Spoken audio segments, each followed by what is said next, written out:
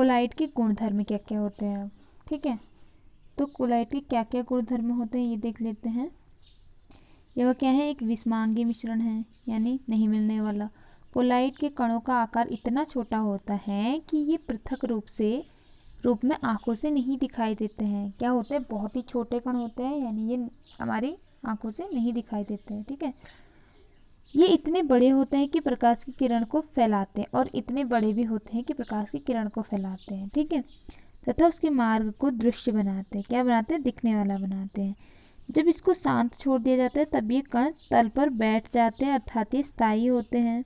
ये छानन विधि द्वारा मिश्रण से पृथक नहीं किए जा सकते हैं। ठीक है, किंतु एक विशेष विधि यानी अपकेंद्रीकरण विधि के द्वारा क्या कर सकते हैं, अपकेंद्रीकरण तकनीक से द्वारा इसको पृथक किया जा सकता है बोला। ठीक है, अब देखते हैं कोलॉइडल विलयन परिक्षिप्त प्रावस्था में और प्रक्षेपण माध्यम से बनता है। ठीक है, ये ऐसे माध्यम से बनता है जो कि परिक्षिप्त प्रावस्था हो और प्रक्षेपण हो। ठीक है, विलय पदार्थों की विलय पदार्थों की तरह का घटक या परिक्षिप्त कण जो कि कोलाइड रूप में रहता है उसे परिक्षिप्त प्रावस्था यानी डिस्पर्स फेज कहते हैं, डिस्पर्स फेज बोलते हैं उसको। ठीक है, कणों को जो डिस्पर्स कर देता है, फैला देता है। ठीक है, तथा वह घटक जिसमें परिक्षिप्त प्रावस्था निलंबित रहता है। ठीक, उसे परिक्षेपण माध्यम यानी डिस्पर्सिंग मीडियम कहते हैं। कोलाइड को परिक्षेपण माध्यम यानी ठोस द्रव या गैस की अवस्था और परिक्षिप्त प्रावस्था के अनुसार वर्गीकृत किया जाता है बोल रहे। ठीक है, इसके अकॉर्डिंग इसको अलग अलग कर सकते हैं। सारणी में कुछ उदाहरण दिए हैं, देखते हैं उदाहरण।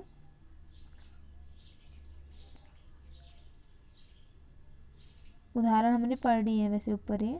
ठीक, अब आता है मिश्रण के घटकों का पृथक्करण कैसे होता है। मिश्रण के जो घटक होते हैं उनको कैसे कैसे अलग किया जा सकता है। ठीक, हम पढ़ चुके हैं कि प्रायः प्राकृतिक पदार्थ रासायनिक तौर पर शुद्ध नहीं होते हैं। ठीक है, मिश्रण से घटकों को पृथक करने के लिए विभिन्न प्रकार की विधियां प्रयोग में लाई जाती हैं। मिश्रण से घटकों को क्या करने के लिए, अलग करने के लिए कई प्रकार की विधियां लाई जाती हैं बोल रहे हैं उपयोग में। पृथक करने से मिश्रण के प्रत्येक घटक के बारे में जानकारी प्राप्त करना और प्रयोग में लाना सुगम हो जाता है। इससे क्या होता है, उसके बारे में जानकारी प्राप्त करना या फिर उसको प्रयोग में लाना क्या हो जाता है, सुगम हो जाता है, यानी आसान हो जाता है। ठीक है, अब आता है विषमांगी मिश्रण को साधारण भौतिक क्रिया के द्वारा पृथक किया जा सकता है। जो विषमांगी मिश्रण होते हैं नहीं मिलने वाले, जैसे हाथ से चुनकर, छन्नी से छानकर, जो हम प्रतिदिन व्यवहार में लाते हैं, छानते हैं ना, जैसे क्या कहते हैं, चावल से कंकड़ को छानते हैं, तो ये विषमांगी है एक तरीके से। ठीक है, ये सब कुछ हम रोज आने वाली दिनचर्या में करते हैं। अब रंग वाले घटक यानी डाई जैसी होती है, जिससे बालों को कलर किया जाता है, को नीले अथवा काले रंग की स्याही से कैसे अलग कर सकते हैं ये बोल रहे हैं। ठीक है, तो ये देखते हैं कैसे अलग कर सकते हैं। क्रियाकलाप दे रखी है इसके लिए।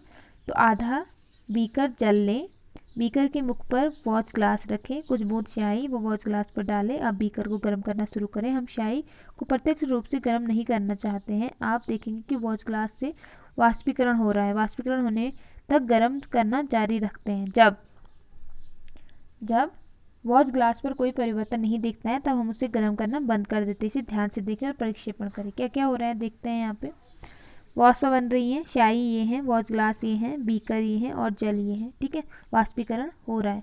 ठीक, अगला देखते हैं। अब उत्तर दे। उत्तर किन किन चीज़ों का देना है, जैसे आपके विचार में वॉच ग्लास पर से किसका वाष्पीकरण हुआ। ठीक है, दूसरा, क्या वॉच ग्लास पर कोई अवशेष बचा है। क्या आप प्रतिदिन प्रतिपादित करेंगे क्या स्याही एक शुद्ध पदार्थ है, मिश्रण है। तो ये सारी चीज़ें पूछ रहे हैं। ठीक है, तो नेक्स्ट हम देखते हैं क्या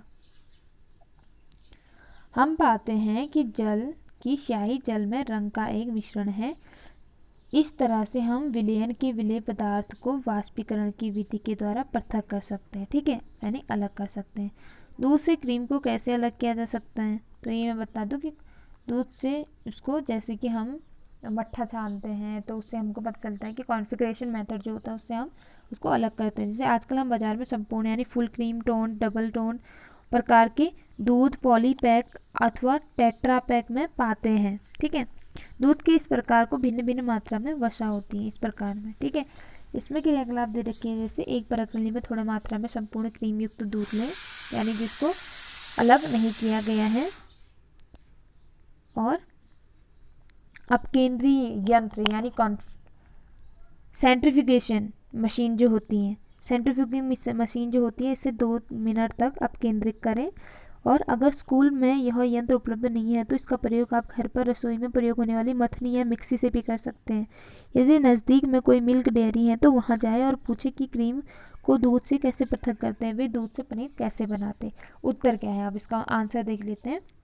दूध को मथने पर आपने क्या देखा, दूध में से क्रीम को पृथक्करण करते हैं। ठीक है, तो कभी कभी क्या होता है, द्रव में मौजूद ठोस के कण इतने छोटे होते हैं कि छानन पत्र द्वारा बाहर निकल जाते हैं, तो इस कणों को पृथक करने के लिए छानन विधि का प्रयोग नहीं किया जाता है बोले। ठीक है, ऐसे मिश्रण को अपकेंद्रण द्वारा पृथक किया जाता है बोले। ठीक है, जैसे दूध को अगर क्रीम से अलग करना है या फिर तो दही में से मक्खन निकालना है तो हम इसी विधि का प्रयोग करेंगे। ठीक है, अब देखते हैं अनुप्रयोग इसका।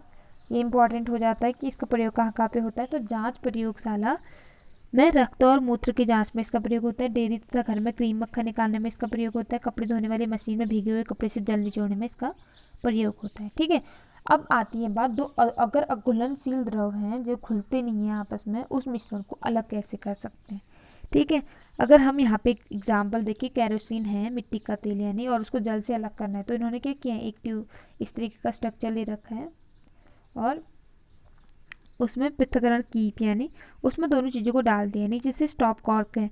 ठीक है, इसमें क्या होता है, ये दोनों नहीं मिलने वाली चीज़ें, यानी मिट्टी अलग, पानी अलग और जल अलग, सॉरी जल अलग और तेल अलग हो जाएगा। तो तेल ऊपर आप देख सकते हैं मिट्टी का तेल है और नीचे जल है, तो हम जैसे कॉर्क को हटाएंगे जल नीचे को आता रहेगा, जैसे सारा जल निकल जाएगा, हम फिर से कॉर्क को लगा देंगे तो मिट्टी का तेल अलग हो जाएगा। तो इस तरीके से हम अघुलनशील द्रव जो होते हैं उसको अलग कर सकते हैं। दूसरा एग्जाम्पल यहाँ पे आता है, जैसे क्या है, इसमें ऊर्ध्वपातन की प्रक्रिया द्वारा कपूर तथा नमक को अगर अलग करना है, ये दोनों चीज़ें भी मिलती नहीं है ना, लेकिन कपूर क्या होता है, ठोस से सीधे गैस में परिवर्तन हो सकता है, तो यहाँ पे वही चीज़ें कर रहे हैं, इससे हम दोनों चीज़ों को अलग कर सकते हैं। ठीक है, अब बात आती है, क्या काली स्याही में डाई एक ही रंग है, क्या काली स्याही में डाई एक ही रंग है। तो इसको देखने के लिए हम क्या करते हैं, क्रोमेटोग्राफी का यूज करते हैं। इसमें हमें क्या होता है, इसमें हमें कलर दिखाई देते हैं। ठीक है, कांच की छड़, ग्लास क्लिप, जार, छानक पत्र, स्याही, निशान, जल। तो इसमें बोल रहे हैं जैसे ऊपर उठता है तो छानक पत्र पर क्या देखा, तो इसके उत्तर देख लेते हैं सीधे। जो स्याही हमने प्रयोग की उसमें क्या होता है, जल विलायक के रूप में है। ठीक है, तथा डाई विलेय के रूप में है। विलायक और विलेय हमने पढ़ चुका है, जिसकी मात्रा ज़्यादा होती है जिसकी मात्रा कम होती है, दोनों चीज़ें मिलाई गई होती है। ठीक है, जैसे ही जल छानक पत्र पर ऊपर की दिशा की ओर अग्रसर होता है, ऊपर को बढ़ता है, यानी यह डाई के कणों को भी अपने साथ ले जाता है। प्रायः डाई 2 या 2 से अधिक रंगों का मिश्रण होता है। ठीक है, रंग वाला घटक जो कि जल में अधिक घुलनशील है तेजी से ऊपर उठता है और रंग से अलग हो जाता है। ठीक है, और घटकों के पृथक्करण की विधि को क्रोमेटोग्राफी बोलते हैं। इस तरीके से अगर हम इनको अलग करते हैं तो इसको क्या बोलते हैं, क्रोमेटोग्राफी बोलते हैं। ठीक है, तो ये है क्रोमेटोग्राफी। अब बात आती है दो घुलनशील द्रव, हमने अघुलनशील द्रव पढ़े, दो घुलनशील द्रव के मिश्रण को कैसे पृथक कर सकते हैं। ठीक,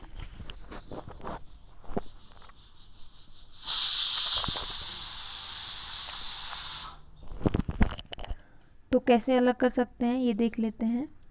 घुलने वाली चीज़ें हैं तो जैसे दो घुलनशील द्रव का आसवन विधि के द्वारा हम इसको अलग कर सकते हैं। एसिटिन और जल के मिश्रण को अगर अलग करना है, दोनों मिले हुए हैं, अब इन दोनों को अलग करना है तो हम कैसे कर सकते हैं, ये चीज़ें। ठीक है, तो यहाँ पे हम इसके डायग्राम से देख सकते हैं ये पूरा स्ट्रक्चर जो है कैसे अलग कर रहे हैं। दोनों चीज़ें हैं, गर्म किया जा रहे हैं, वो भाप बन के आगे को आ रहे हैं। जल क्या हो रहा है, जल यहाँ पे ठंडा होके, वाष्प ठंडा होके वापस से लिक्विड बन जाता है, ये हमको पता है। तो वो यहाँ से बाहर आ जाएगा, जो एसीटोन होगा वो हम इसमें एक बीकर में इकट्ठा कर सकते हैं। ठीक है,